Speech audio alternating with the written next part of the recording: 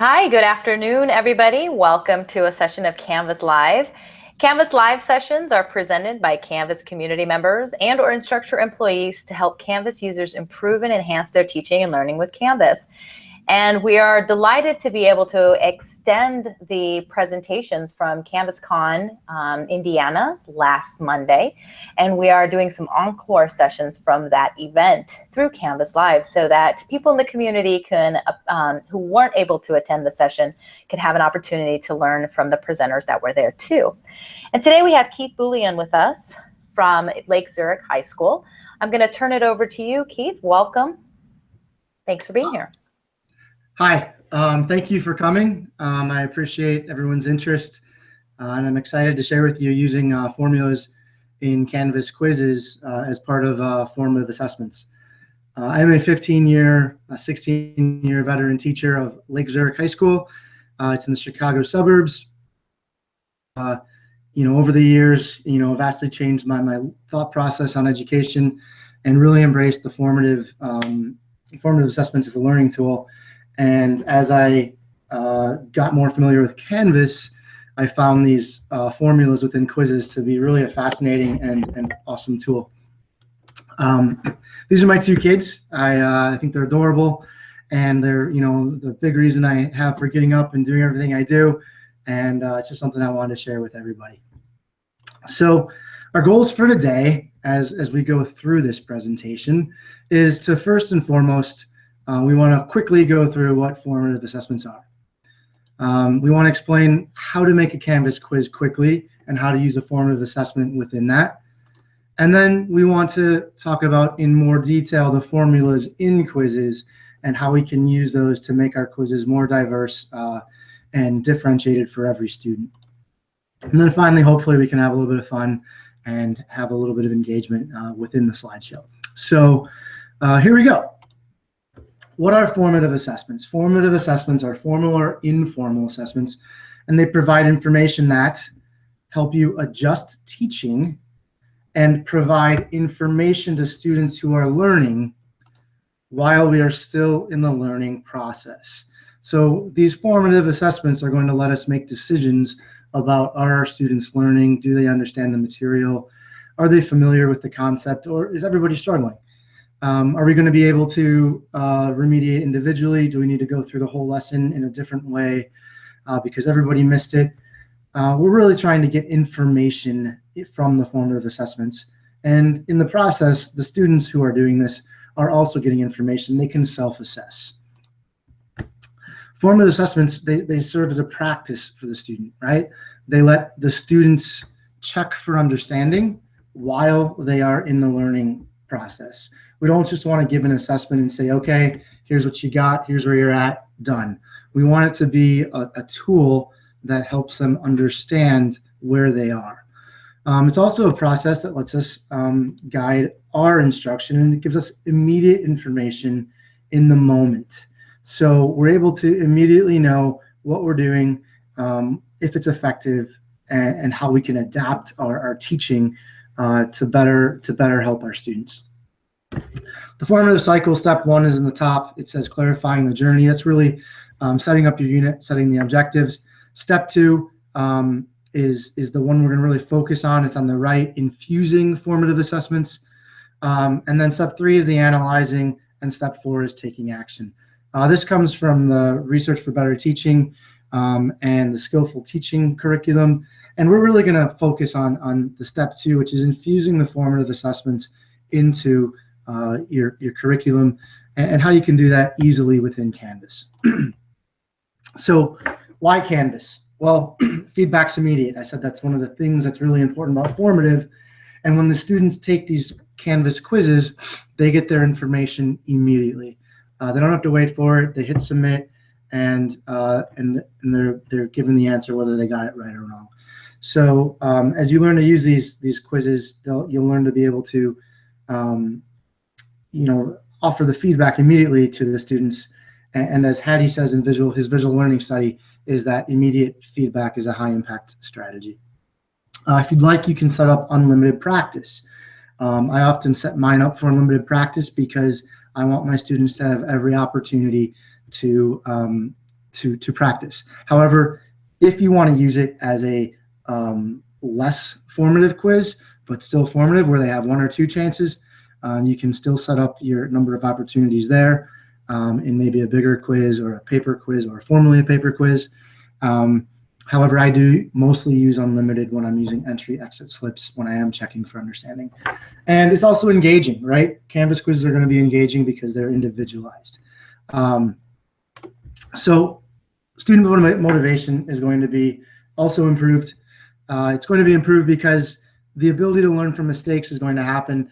I saw it happen many times in my class. As soon as I introduced the Canvas quizzes with formulas, I saw a lot less discussion or a lot less copying and a lot more discussion. Students are learning from their mistakes, and they really have to learn the concepts. And then also the opportunities to practice without penalty prior to a summative. My district has switched over to 20% formative and 80% summative, and that's going to really dictate the grade, the summative part. So we're going to use the formative as a way to learn, and we're going to give the opportunities. And when we use the formulas, they get a different question every single time. It's the same question, but it's got different numbers. And as we go through this, you'll see how we can introduce questions that are similar but different. So we all know that creating questions, entry and exit slips, that's generally the easy part. We've got a lot of experience with that. We do it all the time. But my classroom, it looks like this. I've got students that are always working together. We're in tables of 4. They're interacting, they're discussing. And if I give everybody the same question, well, maybe the smart kid's going to do it and everybody else is going to just copy it. I'm not going to know if I have a valid result. So what about copying?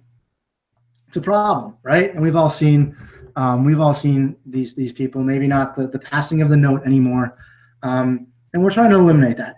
So we're going to look for a way to offer learning opportunities that give different questions as we work through these quizzes. And if there's copying, isn't that going to invalidate the results? Yeah, absolutely. So individual questions for every student is going to give us the valid, reliable result we're looking for. So individual questions for every student. Wow, that's kind of what you're thinking right now, right? So that's a bold strategy. How's that going to work out? And you're probably thinking, isn't that going to take up a lot of time? How do I write a question for every single kid? And after that, you're probably going to, what about grading? How do I have time for this? And Ms. Rotato had kind of symbolizes what we're thinking right now. We can't grade every question. We can't write individual questions for every student in any sort of time feasible manner. So here's the thing. With Canvas quizzes, with formulas, we can create formative assessments that give each student individualized questions, and they are self-grading. We're going to assess the same standard, but each student will get a different question. Okay, so now we've taken away the opportunity to copy, the opportunity to just look at somebody else's. We can keep people in groups, they can share ideas, but everybody's going to have to do this a unique question. So they're self-grading. They give us more time for analysis, full class remediation, individual remediation, creating common assessments, and collaborative work with colleagues. So if we are able to offer all these different questions, we're going to have time to do some of the more important things we need to do, like analyzing the results and figuring out which kind of remediation we need to do. Woohoo! That's what we're thinking. Now we've got a way to do it in a time-effective manner. So what are we going to do? Let's create a Canvas quiz. Everybody should be familiar with this. Creating a Canvas quiz involves going to the quizzes and then creating a new quiz. Once we go there, we're going to name it. My naming device, because Canvas, quizzes, I have a lot of them. I go section number, description of what I'm doing, and then exit slip. That's going to let me find it by name or by number, and it's going to let me quickly know when I look at it if it's a big quiz, a small quiz, if it's for entry or exit. And then we're going to have the publishing. So everyone's probably pretty familiar with this. And so we come over here to the questions, and we're going to create a new question. And when we create that new question, instead of choosing the numerical or the fill in the blank, we want to choose the formula. Now that formula quiz is going to allow us to write a question that's going to have different variables. So a question like this: find the discriminant of 6x squared plus 3x plus 2. That's going to be just one answer. It's negative 39. Now, negative 39 is not going to give us a valid, reliable result if everybody has the opportunity to do the same question. So some would copy it, some would just ask their friends, a few people would actually do it. With formulas, we have the opportunity to take the same question and we're going to change it. And we're going to write the same question, and you can see that underneath the 6, we have the brackets with the A, the brackets with the B, and the brackets with the C. And when you do that and hit enter, and that's kind of a key thing, you don't see anything at first, but right below the ax squared plus bx plus c, you see the a, b, c with the variables. They're going to pop up as you go through and hit enter, and then you're going to have the opportunity to change your questions. So these are the brackets, these are the key. This is going to change our numbers and now randomize our numbers. It's going to randomize them, and it's going to be related to down here. You can see the min and the max in decimal places. The next slide will address that a bit more. So again, the key is, instead of using numbers, use these brackets, put your variable in there, and now you're going to randomize them. The parameters are where the arrow is pointing, and you can see A, B, C all have parameters 1 to 10 with no decimal places. You can change that -10 to +10. You can go 1 to 100. You can have 1 decimal place, 2 decimal place, depending on what you're trying to focus on. Be careful with negative to a positive, because if you get 0 in there, you'd have 0x squared, which would no longer be really a quadratic. But it's, depending on what your parameters are, it's a minimal problem if you really want to have negatives and positives. All right, so again, these are the brackets, these are key, and so those are the key, those brackets right there, instead of numbers. So now, next up, we have our formula. This is the formula, and we're going to talk about how we compute that formula and how to enter it as we go through our presentation. Number of decimal places in the answer. So often our formulas aren't going to have integer answers, and it doesn't really have the ability to give us fractions. So we need to use the decimals and tell the students how many decimals they're going to answer to. Otherwise, if somebody answers 6.2 and the answer is 6.25, it's not going to accept that if you told the formula to compute to 2 decimal places. The number of combinations to generate, you can make up to 200. This one says 50. And then the margin of error. So if we're not really trying to assess for can they round properly, then if it's to 2 decimal places, you might give them a plus or minus 0.01 or even a 0.05 or even a 0.1, depending on what you're trying to assess. If your students round incorrectly, but that's not what you're trying to assess, maybe that's not giving you the right information. And so the margin of error, as you work through it and learn to use these, is really going to let you assess what you want to assess and give leeway where you want to give leeway. And then right here, you can see that we have the different variables. And so A, B, and C are 7, 4, and 9. The discriminant to that is -236. 8, 2, and 4, discriminants -124. Those are all generated by the formulas in Canvas. And then if you scroll down here, you could see them all. I'll always check a couple just to make sure my formula is right and it's computing when I think it's computing. When you do that, now instead of 6x squared plus 3x plus 2, now we have find the discriminant of 4x squared plus x plus 9, 10x squared plus 8x plus 9, and 2x squared plus 2x plus 5. I told my formula to go to 2 decimals. I have to make sure I tell my students to go to 2 decimals as well so that we all get the right answers. It's pretty powerful, and now everybody's working on the same question, only they're different. Everybody has a unique question. So making your own. Let's go through the process that I go through when I make my own question. Some examples from Algebra 2 and pre-calculus. Question number 1. Find the 12th term of the sequence of 3, 5, 7, 9. Well, if we're going to do that, it's an arithmetic sequence. But first, yeah, it's not unique. Not everybody is going to have the ability to have a different question. Everyone has the same answer. It's not a reliable result. It may not actually tell me how many students are actually learning. So we want to change it. And we're going to use the nth term right here. Find the nth term of the sequence 3, 5, 7, 9. So now a of n is equal to the first term plus d times n minus 1. We plug in our first term 3. We plug in our d 2. And we have n minus 1. We now have a of n. Our sequence has a term of 2n plus 1. The 12th term would be 12 times 2 plus 1, which would be 25. But everyone's going to have a different n, and everyone's going to be asked for a different problem. By the way, this is a little error on my part. When I typed it, it should say 2n plus 1. I corrected it in the slide deck, but I forgot to correct it in this one. So now you have your formulas, and an equals 2n plus 1 is the formula that we're going to type in using this n, where n is the variable, and each student has to find a different term.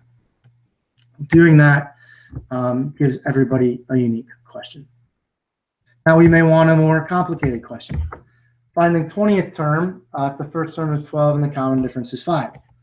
Well, we can complicate that, and we can say, well, okay, it's not unique. Everyone gets the same answer. It's not reliable.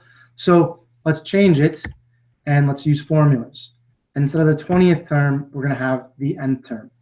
And instead of the 12th, the first term being 12, the first term is a, and the common difference instead of being 5 is d.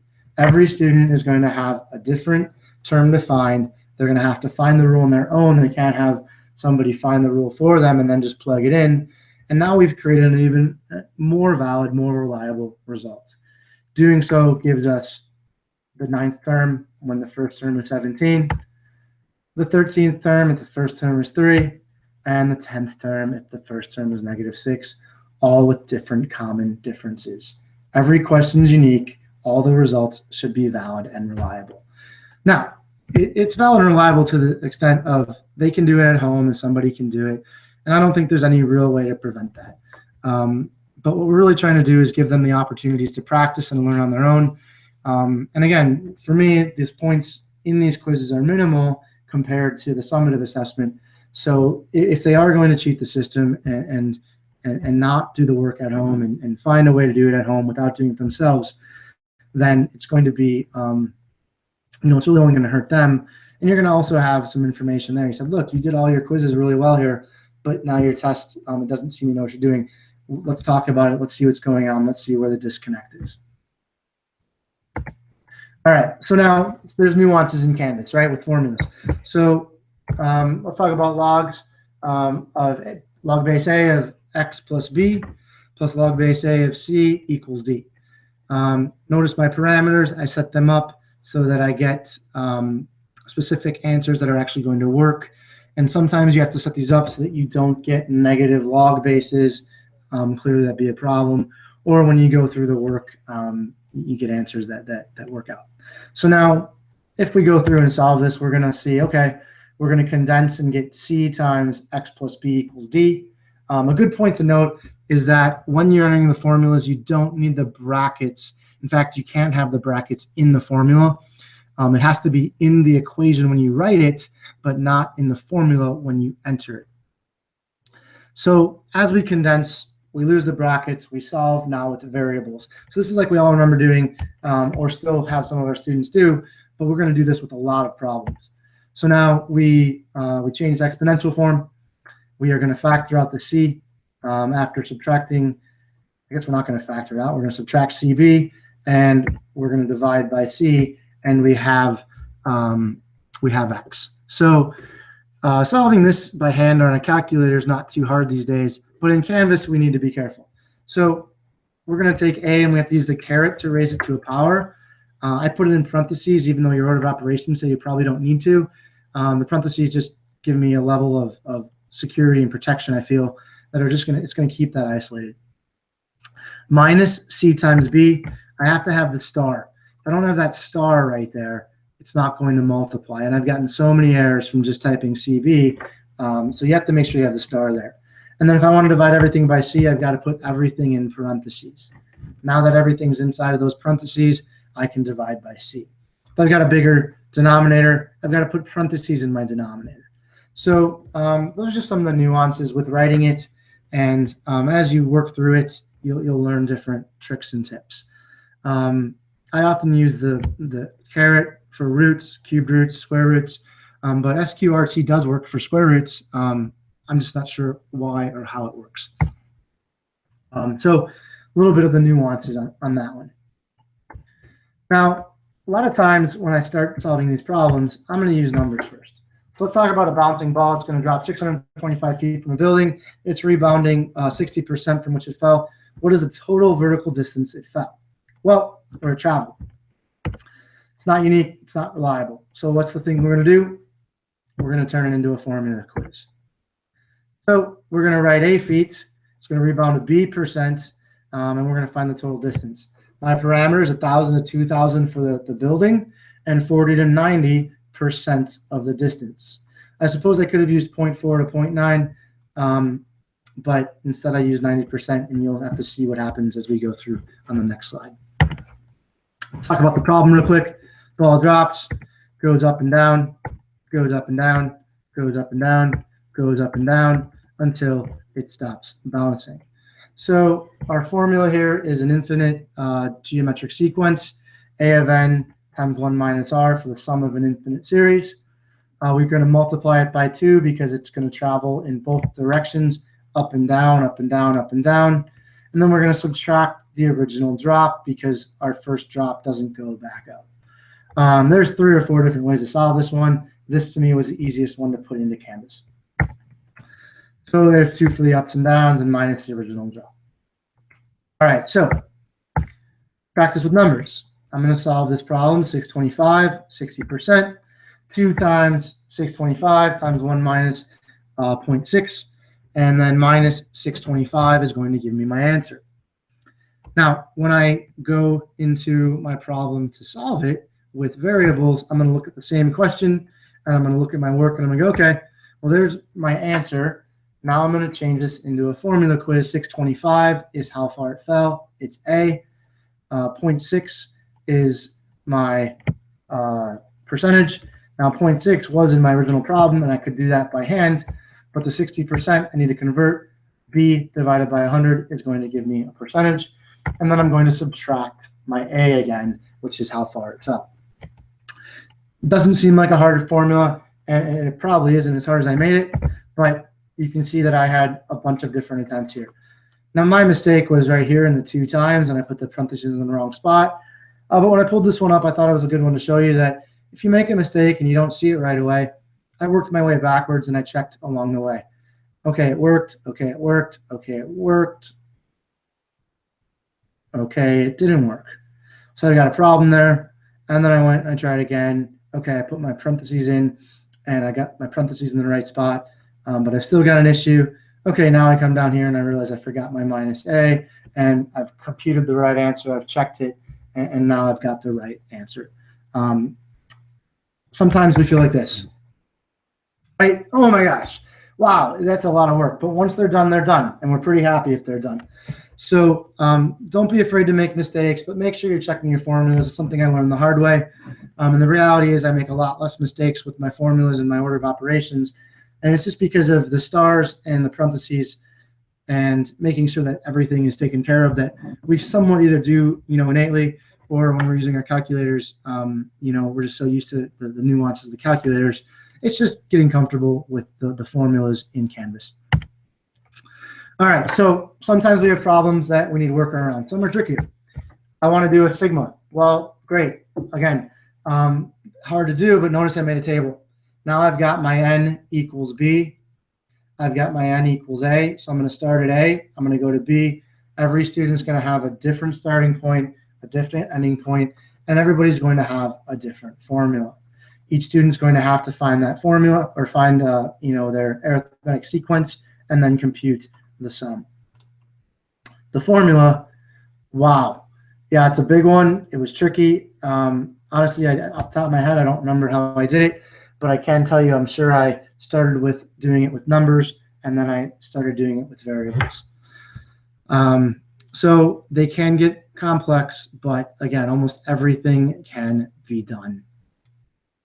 Okay, so you can see now when we do that, start at 4, end at 57, 5n plus 5, start at 4, end at 48, 4n plus 8, 7n plus 9, and 6n plus 8. And again, I'm telling everybody to round to 2 decimals.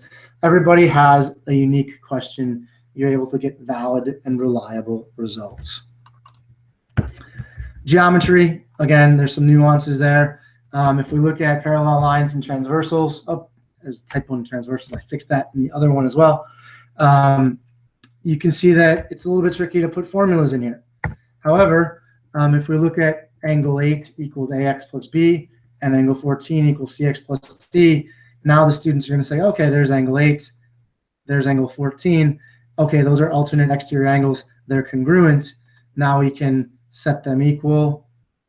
We can solve by getting the x's on the same side, factor out the x, divide, and we have our formula. Every student will get a different equation for 8 and 14. You could, use variables for the numbers, but some of them are congruent and some of them are supplementary. And so I don't know an easy way of doing that. I guess if you maybe set up all the congruent ones with certain numbers and all the supplementary ones with different numbers, but it's trickier that way, but I'm sure it can be done. There's our formula, which goes into Canvas. Again, another one, angle 5 and angle 9 and 14, sorry, same-sided exterior angles. So those are supplementary. So we set ax plus b plus cx plus d equal to 180, and we work through, we solve, we have our equation. This is our formula. This goes into the formula, and now every student has a unique question. So we're able to give every child a unique question that will let them check their understanding. If they retake it, they get a different question. They can't just copy it. If they do it again, they can, obviously have another question. If they're working in groups, they can't just copy. So it's a pretty great way to have, very different questions within questions that are very similar. All right, word problems, and I'm going to go a little quicker because of time. We can see that the ratio of 2 complementary angles is A to B. Find the measure of 2 largest angles. Again, I'm going to practice with numbers, and I'm going to use 4 to 5. I'm going to go 4x plus 5x equals 90, 9x equals 90, x equals 10. And we want the largest angle, so we have to multiply 5 times 10 to get 50. Okay, so now we're going to come over and we're going to do it. The 2 angles are A to B. Find the measure of the largest angle. So we're going to go ax plus bx equals 90. We'll factor the x out. We'll divide, and x is 90 divided by a plus b. But that's just x.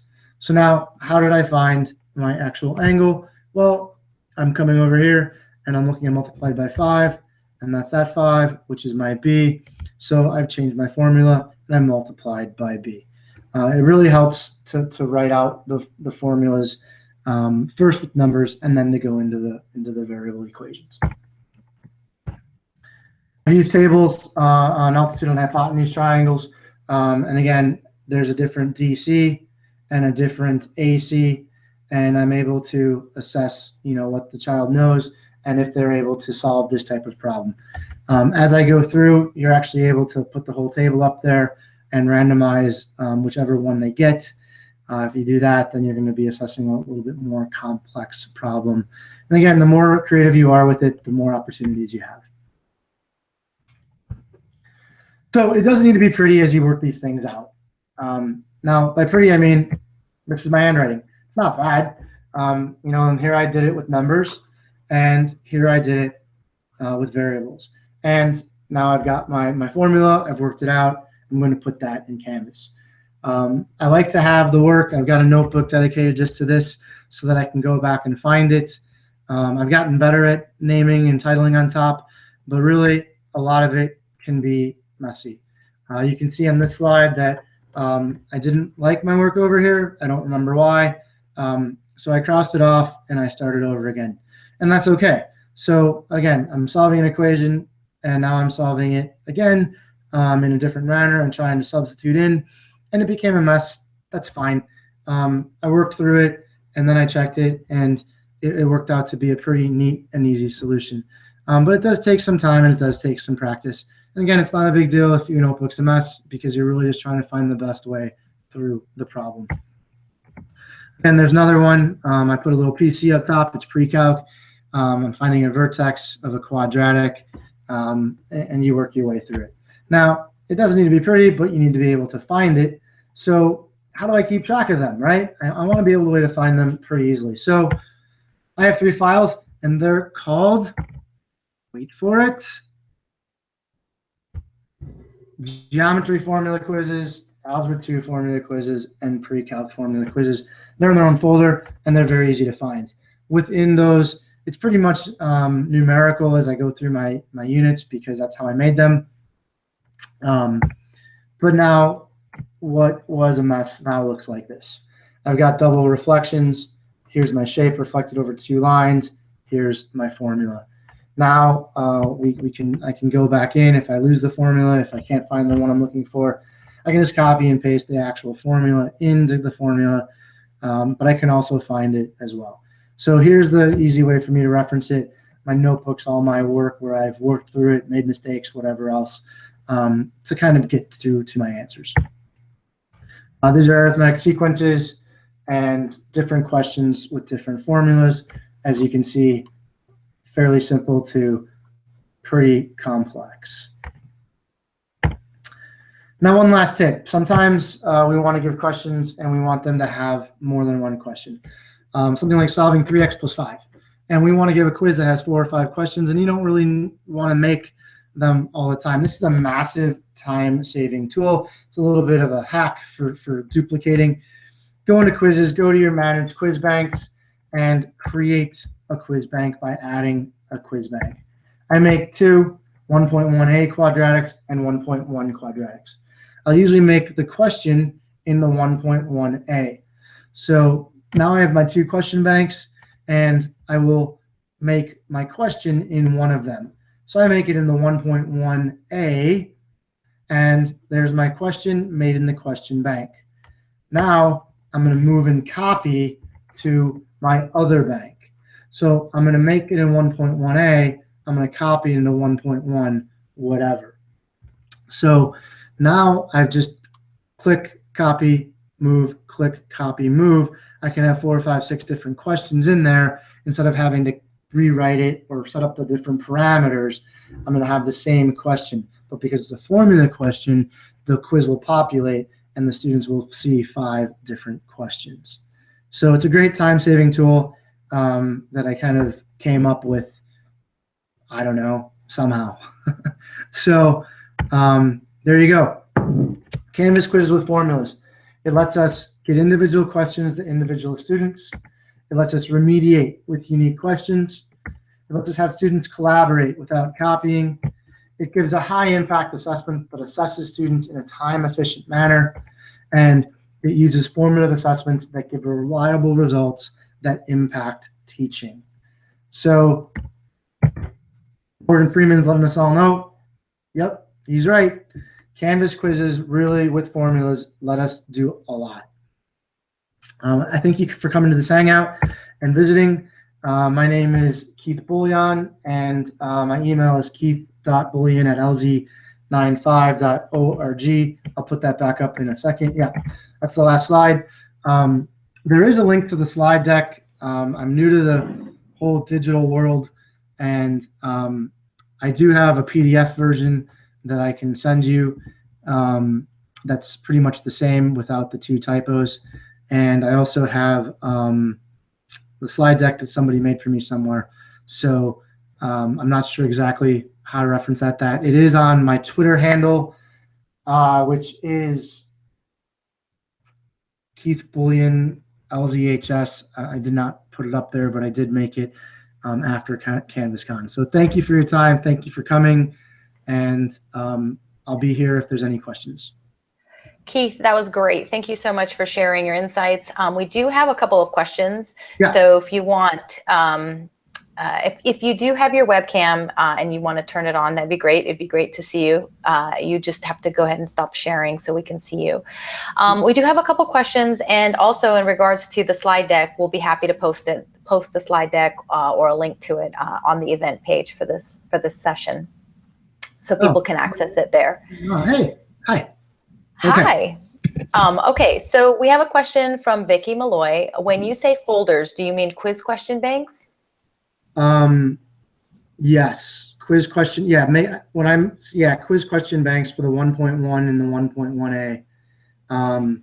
Yeah, I will use different question banks there, and then you can copy within those question banks. Great. And Vicki, if you have any follow-up questions, please post them in the chat. And then we have another question from Kona Jones. Can also copy into a quiz and edit, tweak in there. I'm sorry. Question, do you have students that keep their work from working the problems? Yeah, that's a great question that I meant to actually address. It came up at CanvasCon, and the real issue with formulas is that sometimes the students don't want to keep their work. And so to eliminate or to encourage that next year, what I'm going to do is I'm going to have them keep a physical real world notebook. By that I mean, like a spiral bound notebook, and I'm going to have them do their work in the notebook. It was an issue this year because a lot of times I would ask to see their work and maybe it was scribbled on a half sheet of paper, or it wasn't necessarily organized in a good manner. And I'd really like to promote and encourage that. So what I'm going to do this year is require what I'm going to call a digital notebook, which will be their physical notebook to do their digital work. Now, if they get the question wrong, if they need to, ask a question, I can look at their work. It's organized. They can look back at it as they're preparing for the summative, and it's good feedback on what they did instead of having work everywhere. You can do it digitally as well in Notability, but really you need to. I think there's a need to help them organize. Otherwise, they tend to try to find the shortest way out. She says that she has the same problem with students not keeping the work, so I can't see where they have the problems. Thank you. Yeah. Any other questions? Feel free to post them in the chat. Also, I posted a link to the survey in the chat as well, so we'd love to hear your feedback on the session. Keith will be available through the event page. So Keith, as questions come in, feel free to continue the dialogue over there. We have a lot of great and lively community, so I'm sure people will reach out to you as well. I appreciate your taking the time this afternoon to share your insights and do a repeat or an encore of your presentation. Very valuable. We'll post the recording on this event page, and we will we'll keep you informed if any other presentations come up. Thank you, Keith, for your time. Thank you, everybody, for being here. And we will see you in a future Canvas Live session. Thank you. Great. Take care. Thank you.